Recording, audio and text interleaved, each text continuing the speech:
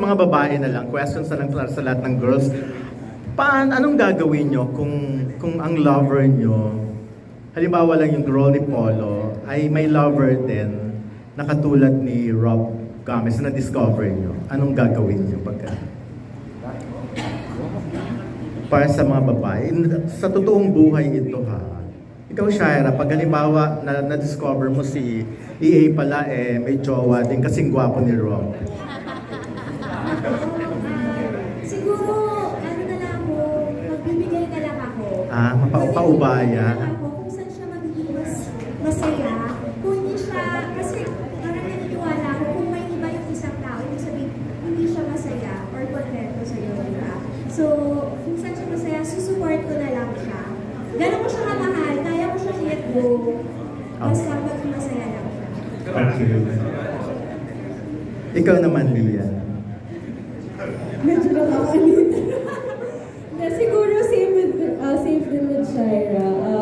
Siguro ilalet go ko na lang yung person na yun. Kasi ang hirap nga naman if you'll stay sa isang tao na alam mo naman, kung nakikita mo ng harapan na ayaw naman sa'yo. Hindi niya ayaw sa'yo. Girlfriend ka pa rin niya, pero na-discover mo lang na may lover din pala siya. Kasi parang kung may iba, kung may other person on the side, mahirap makipag-competensya, totoo. And, you know, pag talagang mahal ka ng tao, at talagang kung ikaw, sana in the first place, hindi na lang. Pero, yun nga, dahil nga, mag-give way na lang din ako. And of course, magpapasalamat na lang din ako for the experience na kung ano. Wow, thank you very much for the experience. Na yun, at yung mga natutunan ko for that experience. Sa experience na yun.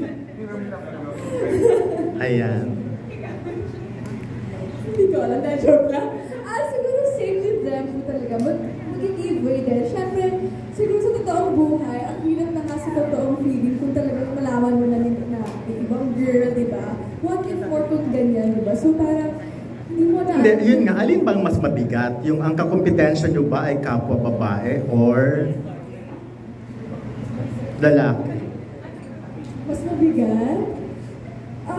Siguro sa akin, hindi ko na maiisip po yun. O maiisip ko naman siguro, parang masaktan ako, parang gano'n na lang po. And mag-focus na lang ako sa sarili ko, and mag-move on na lang, and mag-give way na lang. Pero siguro hindi ko na po isipin na kung girl man siya or boy man siya.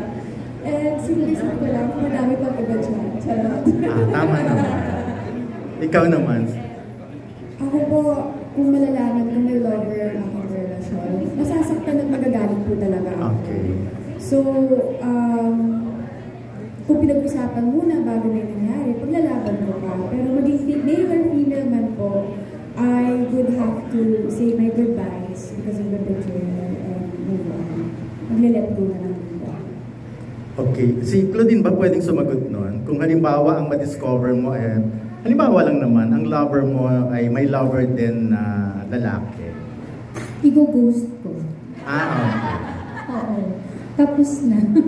Bye agad. Wala nang usapan. Okay. Thank you. Ito, Paul, follow-up ko na lang kasi may question talaga ako for you. Pero, sa tatlong guys na yan, kung gay ka, sinong bet mo sa kanilang tatlo? Halimbawa lang naman, ikaw naman secure ka naman sa pagkalalaki mo, knowing you, di ba?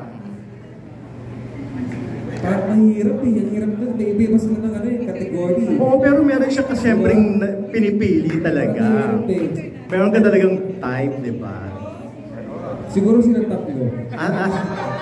Ganun ka ba ka-promiscuous yung talagang pwede mo magsabay-sabay ng tatlo? Hindi, seryoso nga. Sino na lang sa kanila?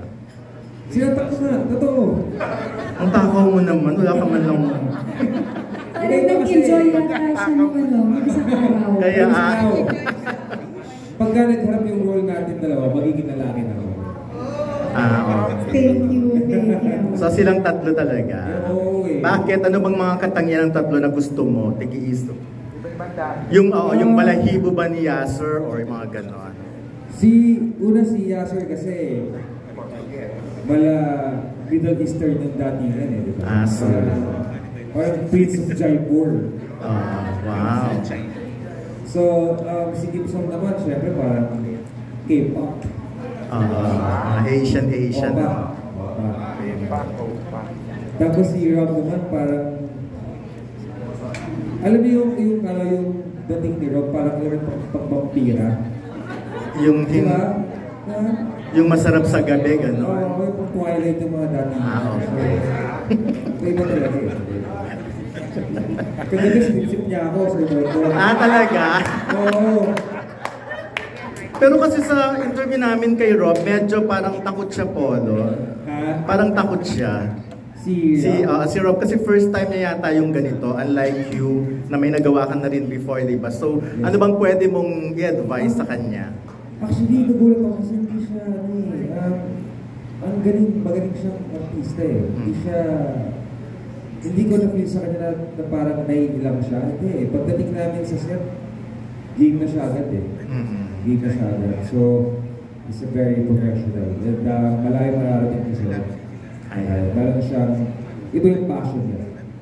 Okay. Thank you very much and good luck. Thank you.